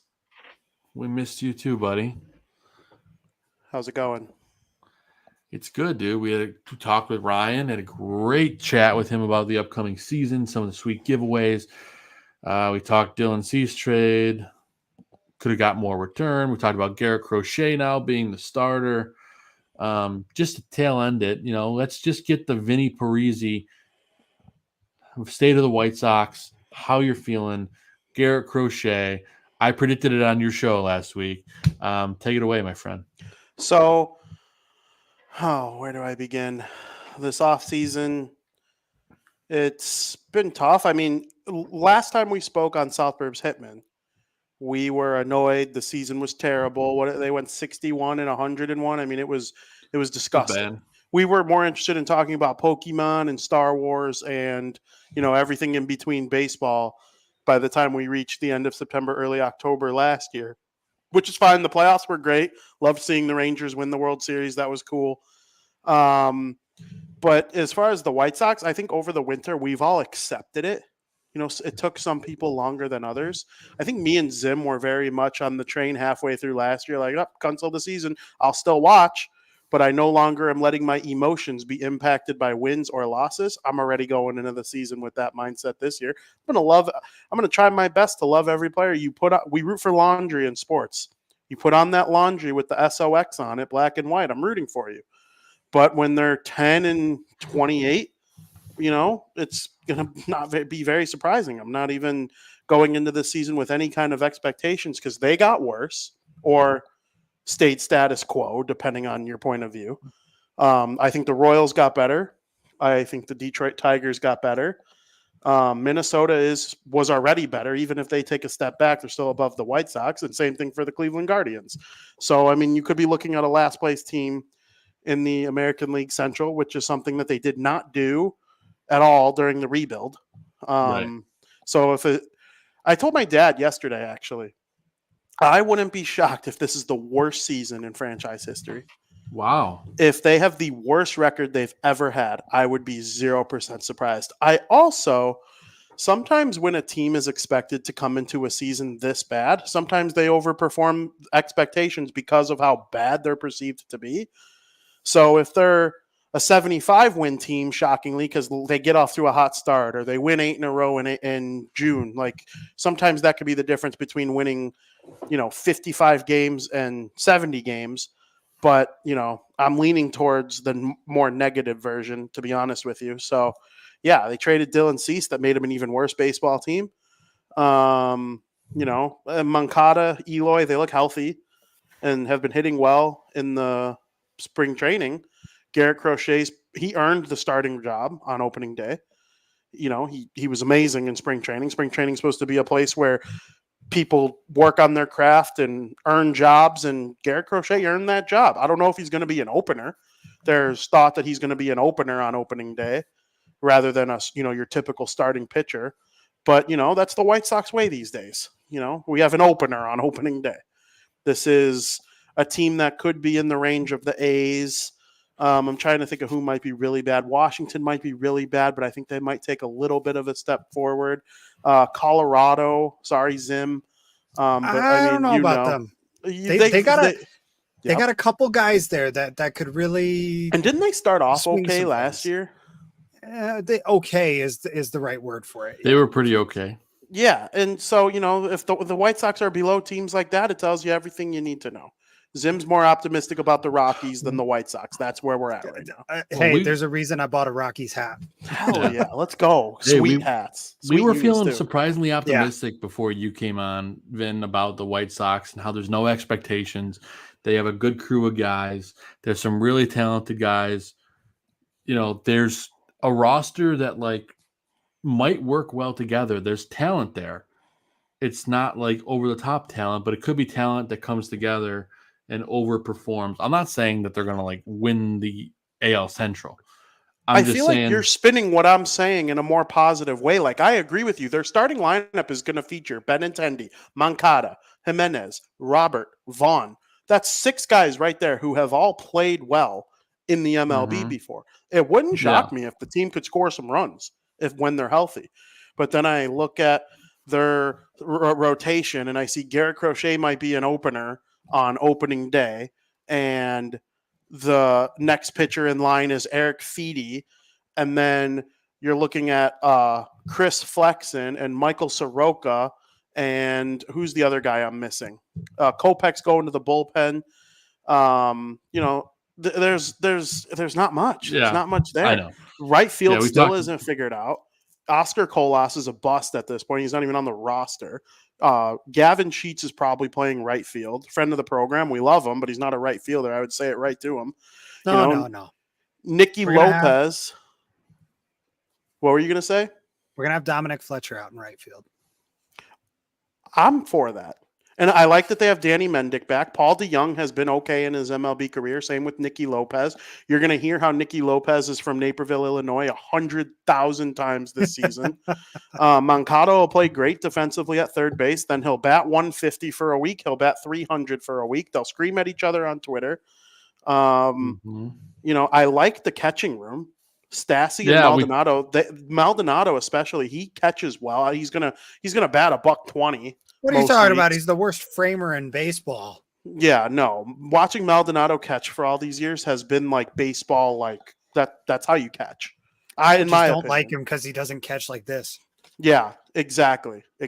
I mean, there's a reason. The Houston Astros lineup for the last 7 years, 8 years, probably even longer than that now.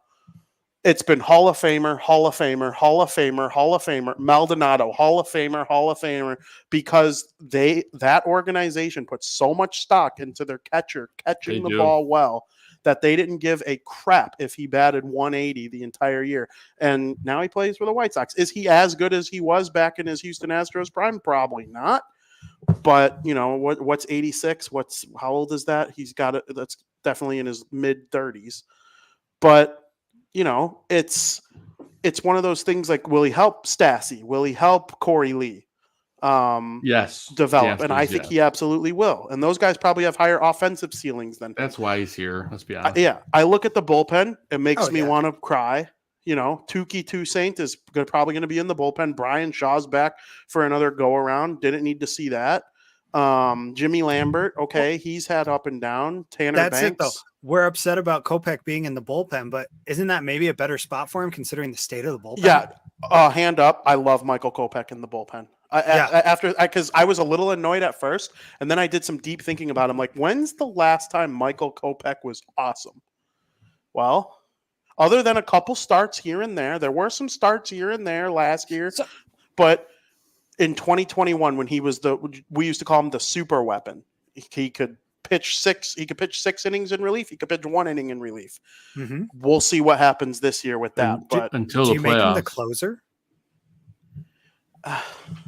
I think he has the talent to be a closer, but being a closer, as we saw with our buddy Craig Kimbrell, it's a mindset. It's a mindset. Tough. It's not how good are you at throwing a baseball. It's how good are you at throwing a baseball in the hardest situation to throw a baseball in the regular season. In the playoffs, people always forget bullpens and starters. They essentially merge into one pitching staff in the postseason. I mean, Chris Sale has a World Series save on his resume and a World Series win. Mark Burley has a World Series win and a World Series save. The Cubs used a multitude of starters throughout the bullpen. I think they stuck to their 4 for the playoffs as starters, and then other guys moved to the bullpen. So, you saw with the Rangers too. What's his name? Used to be on the White Sox, Dane Dunning. He would start and be a reliever, once the postseason comes around. So, yeah, but the White Sox, I don't think, are going to the postseason, so this isn't going to be a problem. But, right now they only have 4 listed on the rotation, but I think Nick Nastrini or whatever his name is, he's going to be the 4th one added to the group. But, I'm excited to watch Luis Robert Jr. play. I don't love – are we going to do predictions next week? Yeah, I think at this point we'll do predictions next week. Yeah, that makes sense because that'll be the last show before their first game. I'm not sure Luis Robert Jr. is going to replicate the exact year that he had last year, although the RBIs were down because the team sucks. But, maybe the RBIs will be up, but the average is down a little bit. Will he hit 40 home runs finally? Maybe, hopefully. Benny Buttcheeks can't be as bad as he was last year. Jimenez looks healthy. He's hitting the ball to Pluto. I'm just going up and down the roster, probably getting annoying at this point. But, Andrew Vaughn, what's going on with him? I think we all agree he needs to be better. Mm-hmm. But Agreed. He's also not terrible. So I'm with Zim though. Dominic Fletcher in right field. Let's go. Yeah, let's do it, man. At this point, we agree Colas is a failure at this point. We did a lot of talk about that and just the overall vibes. Looking forward to watching a blank slate and see what they do with it. I mean, I don't think anyone's got sky-high expectations. We know we don't, but we're looking forward to it nonetheless. We had Vinny's quick take on all things White Sox. So I told him I predicted that Garrett Crochet being the opening day starter on your show last week. That's one thing I at least got right. You did, and again, you made me think. I included him in my article on 3 pitchers. It was after the Cease trade, 3 pitchers that could start on opening day one now that Cease is gone. And I included Crochet. I was like, hell yeah. What do they got to lose? Starting Garrett Crochet. It's the first time since the White Sox were an MLB team. It happened when they were in the American League, when the American League was still considered a minor league team. But it's the first time that the major league version of the White Sox, 1901 to now, a guy's first career start is opening day. Yeah, it's wild considering he did so much bullpen work and he's kind of bounced back. So looking forward to seeing him pitch. And again, we talked about it as well on your show and this show. Zim's hopped off on just audio, but again, he's the only name that White Sox fans know that's going to be a starter. I think that's part of it too for opening day. You're going to have all these people in the stadium. You got to have somebody you know. So I think that's why it's going to be a bullpen game. Can this guy throw 5 innings yet? I don't know. I doubt it. I don't think so. I highly doubt it. And they're not going to do Feedy, right? Eric Feedy. I do think Feedy's interesting because of the fact that he was pretty mediocre to bad when he was with Washington. But then he goes over to Japan. And guys who pitch well in the Japan League usually come over and pitch well in the MLB. Maybe not quite as well. He's not going to go 20-2 like he did last year in Japan. But that's a good baseball league where if you play well there, you're a good baseball player. He went over there and he figured something out. He worked on a new mechanic or something, and it worked out well for him. And he was a high draft pick. He made it to the major leagues and stayed for a reason. So hopefully the White Sox found a little diamond in the rough there. I'm not out on Eric Feedy. I just hate that he's probably the best pitcher in the rotation right now. Yeah. Rough skating right now for sure. I've got a good question in the chat. Do you think the Sox will lose more games than last year? Vinny is shaking his head. Yes. Look at this. Japan uses a dead ball. It literally goes nowhere. Okay, and the MLB switches every year, though. We don't know if we're getting the juiced balls or the dead balls. In 2021, it was the juice balls, and the Minnesota Twins and the New York Yankees couldn't stop hitting home runs. In 2022, it was the dead ball. Last year felt like a mix of both. So I don't know. I hope we use dead balls. That'll help the White Sox more, I think. It sure will. I will say we talked about this. Well, we'll do our predictions officially next week, but I don't know. I feel like they win slightly more. I hope 4 games because of the defense. I think their defense has improved. I think the Club's going to get along well. I don't know. I'll be optimistic as the top of the season. Joe, I hope you're talk right. to me in 4 months. The defense is going to be markedly better, but I just can't look at going from Lucas Giolito, Lance Lynn, Michael Kopech. Yeah, it's hard to overlook. Reynaldo Lopez, and I'm forgetting a huge one. Clevenger, who's still available, by the way. Yeah, which obviously. Maybe they sign him. And going from that rotation, and Dylan Cease, that's the big one I was forgetting. And Dylan Cease, going from that 6-man group to Soroka, Feedy, Flexen, Crochet, Nestrini, I mean, that's a downgrade. That's a major downgrade all around. Even bad Lance Lynn or back to earth Dylan Cease. Well, let's be honest. I don't know if they're trying to build a winner this year. They're trying to get by this year, develop talent, whatever. And they can't have a top 10 pick because they're a big market team and they won the 5th overall pick or 6th overall pick, whatever it is this year. Now they can't have a chance at the lottery next year when there's that generational talent coming out of college. It's what's his name on the Orioles' brother. They have his brother. I'm drawing a blank. 2024. No, that would be 2025 MLB draft prospects. And then the chat Ethan Holiday. Ethan Holiday. Mm-hmm. His brother, I think it's Jackson Holiday. Yep. He is in the Orioles organization. He's their number 1 prospect, and they say his brother's even better. And he's going to be the number 1 pick next year. And the White Sox aren't going to have a chance at him. Yeah, seriously. It's like the Hughes brothers in the NHL. How does that even happen? Yeah. Yep, and the chat is surprised Clevenger's still available. He wasn't that bad. He was actually the best pitcher on the White Sox last year. I imagine it's his off-the-field stuff that's keeping him unsigned. Yeah, that's why it's not surprising. I'm still a little surprised because this guy he didn't have any new charges in the offseason, did he? No, but like Bauer's not signed, and he's better than Clevenger. Yeah. And so, and Clevenger was already signed by the White Sox when all that came out. If he wasn't, he would not have pitched last year. He just would not have pitched last year. And if the White Sox were to cut him, they would have gotten sued. So it was just a sticky situation for the White Sox altogether. But he would not have pitched last year, and he wouldn't be signed yet this year either. You think it actually probably would have been? Huh? No, I don't. No. He'll sign Mexico, Japan. If he gets signed, I'll be surprised. Blake Snell finally signed too. Yes. Like the Giants. Did you guys talk about that? We briefly. Did 2 years, but he's got to opt out after this year. Yeah. Well, the Giants always pony up for someone, it seems like. Yeah, they ponied up all right. And we ponied up tonight. We had a heck of a show. We had our buddy, friend of the program, in-stadium host Ryan Lee. If you missed the interview, go back and check it out. He was awesome as always. Vinny, he sends his love to you. And love Ryan. Can't wait to see us at the ballpark. He was awesome. Before we tail it out of here, we always like to have some BS and fun at the end. So going around the horn, Vinny, I had to bring this up because you tweeted about it earlier, and I'm very excited about it too.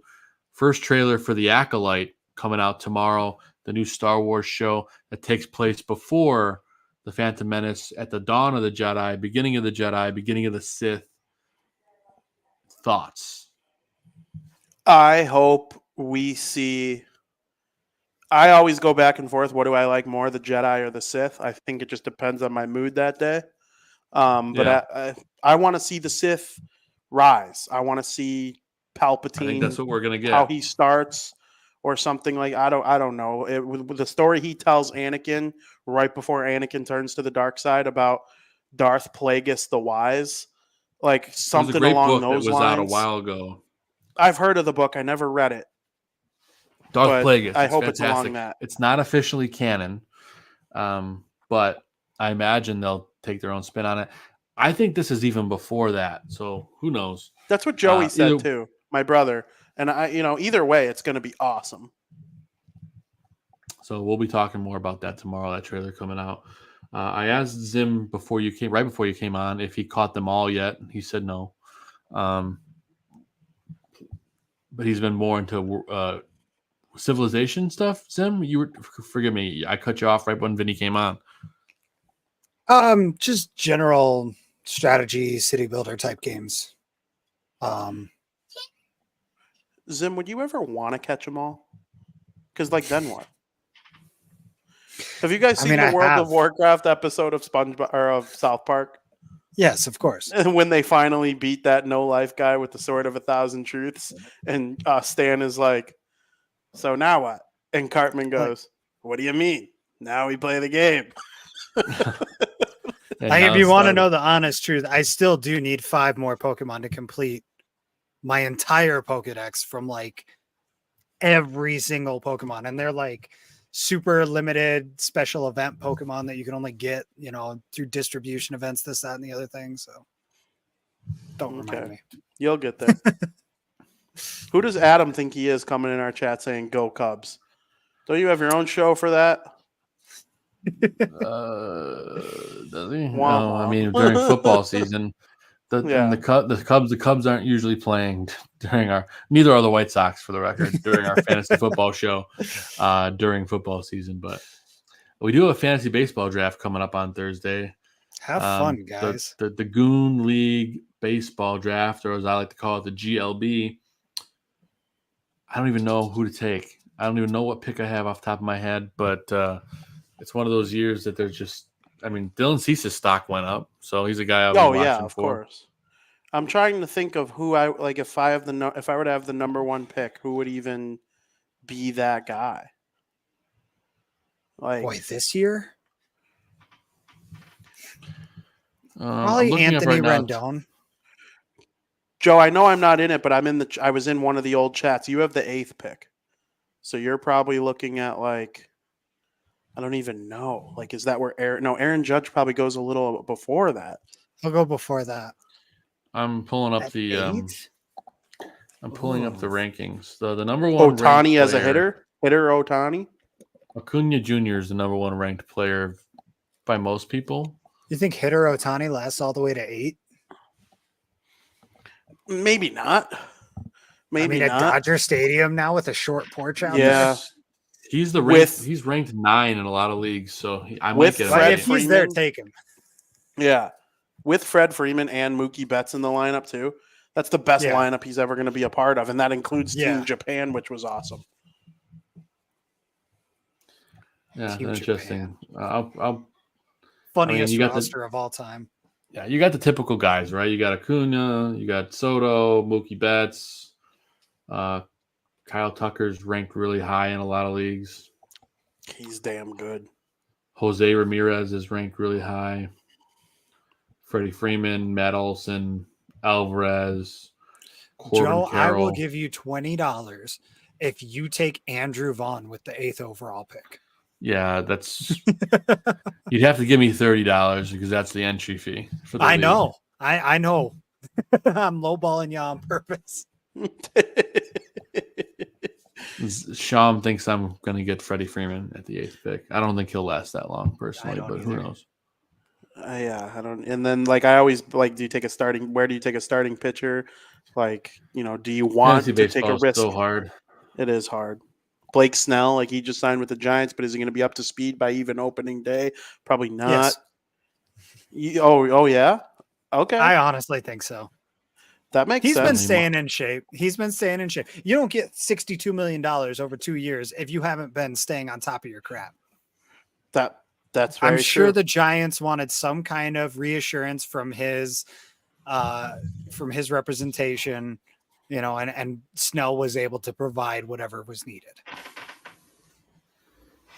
That makes sense. I'm trying to find the tweet I saw earlier. It was why teams haven't signed Blake Snell to lucrative money for a lot of years. And it was captioned, which of these guys is starting on opening day? And it was the list of the 10 highest paid pitchers in the MLB. And not a single one of them is healthy enough or good enough to be the opening day starter for their current team. The list includes Ohtani, DeGrom, Robbie Ray. I don't remember the whole list off the top of my head, but it is a sobering, interesting thought. Like, why don't you pay a starting pitcher, $300 million over 8 years or 10 years? Well, because Noah Syndergaard. Yeah. Oh, Noah Syndergaard and DeGrom were on the list. That is correct. Yeah. I think Rodon was on the list. Unfortunately, I love Carlos Rodon, but like outside of Garrett Cole, when do those contracts for pitchers really work out? They just don't. And so I get the whole Garrett Cole's hurt. Yeah, exactly. And he got the Cy Young and a bunch of really good years, but the Yankees haven't won the World Series. Yep. I'm pretty sure they're in the longest World Series drought in franchise history. But no. Yeah, I know. I feel so bad for them. Yeah, I know. That's funny. Everybody better make sure they win one soon. Yeah. Like I told Ryan, man, there's a reason we're White Sox fans. If we just wanted to be happy and have fun all the time, we'd be Yankees fans or Dodgers fans. Exactly. I am excited to watch Judge and Soto go back to back in a lineup. Yeah. That is going to be ignore the logo on the jersey, and that is going to be baseball magic in its finest, I think. Yeah, I mean, it's going to be a fun year to watch ball. There's no doubt about that. Wholeheartedly. And it's right around the corner. So, hell yeah. We talked a little bit of everything tonight. We're just about at the 2-hour mark. Ben, we appreciate you jumping on late. I know you had some work stuff to take care of tonight, but appreciate you guys. We still got some baseball talk, and we will be back next week talking White Sox season predictions. Again, a week from today, if I'm looking at my calendar, is the 25th of March.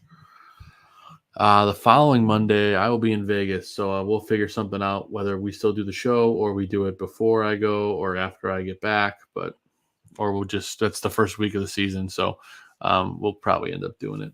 We'll find a way to make it happen. If I got to learn StreamYard and you just hop on your phone from the hotel room or something, we'll get it rolling.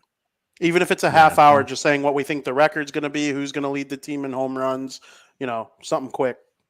Maybe we can do it on Sunday. I don't know. We'll talk about it. More options. The 31st, that might work. Who knows? Oh, that's Easter. Oh, that's probably stupid. Yeah. He will have risen by then. Unless we do like a half hour on Easter evening. I don't know. We'll talk about it later, guys. We'll figure it out. But we will be back next week on the 25th of March. Before we wrap things up, a huge thanks to our guest, Ryan Lee, the White Sox in-stadium host.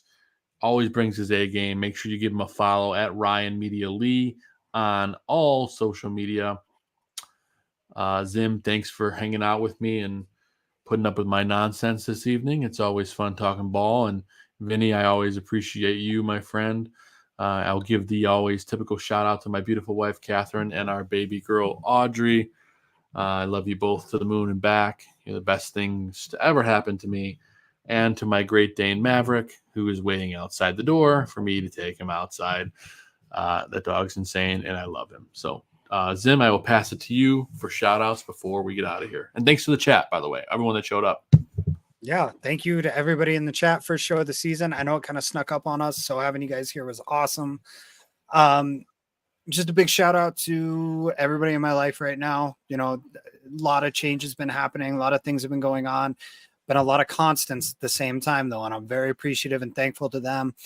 I picked up photography as a hobby over this past off season. I sort of started it last season, but got really more into it during this off season without, the other distractions to pull me down. Football ended, baseball ended. I got to find something to do for 3 months. So, but yeah, been getting really into photography and just wanted to give a shout out to Tech Source, who is a YouTuber who also has a Discord channel for everything tech.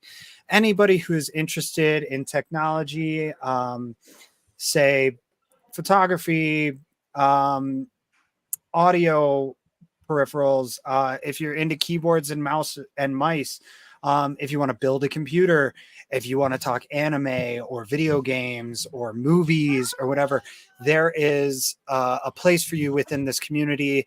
So if you're just looking for some people in some online chat rooms to kind of chat with this kind of stuff at your leisure, I strongly recommend this group. Not that they're paying me for anything, but it's just, it's a good community I've found. And I think other people could learn some things if they're interested by hopping into it as well. So I will leave it at that. And Vinny, you are up, sir. Thank you, my friend Zim. Shout out to you guys. Thank you for waiting for me. Little hiccup before I had to get on the show, but should be good the rest of the season for the most part. Shout out to Katie. Thank you very much for everything. I love you. My family, everybody, love you all very much. Wouldn't be here without you. Short and sweet this week. Next week, I'll be a lot less vanilla with my shout outs beyond the obvious ones. I'll come up with like a funny one. That's all good. We'll have our predictions. Like I'll shout out like potatoes or something and come up with a reason why. Should have shouted out potatoes today for fine. St. Shout out Patrick's Day potatoes. yesterday. Fine, absolutely. Shout out to potatoes. You are wonderful in multiple different forms.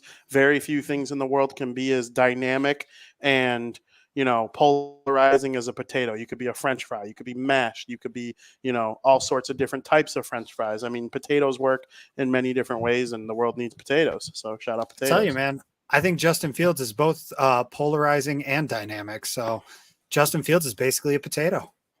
Basically. I thought Vinny was going to shout out gas station food because I saw your tweet earlier. Gas stations are very interesting. We'll get into gas stations next week. I have my Mount Rushmore working in my brain right now. You know what? That is the best show teaser I think I've ever heard. We're going to rank every gas station in America next week. If I could visit every gas station in America, I would. I got to get to Buc-ee's. I have not been. I've passed one. So there's two Buc-ee's. There's like the one in the South that's real famous. And then there's like the one in Illinois that's like not. There's Wally's. Yeah.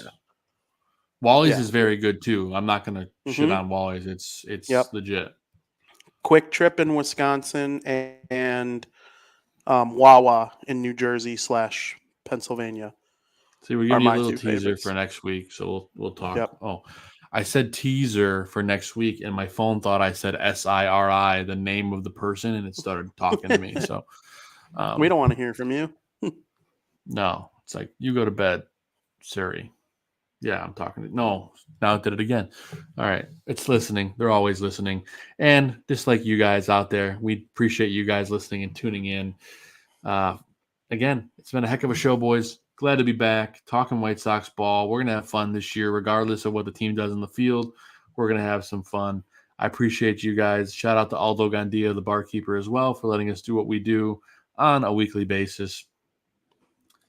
And I think that's it. Let's get out of here.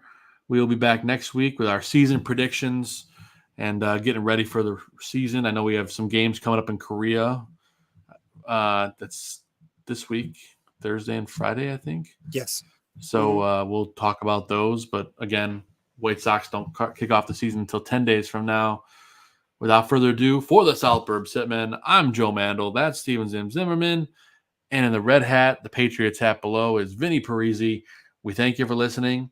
And as always, let's go White Sox. See you next time.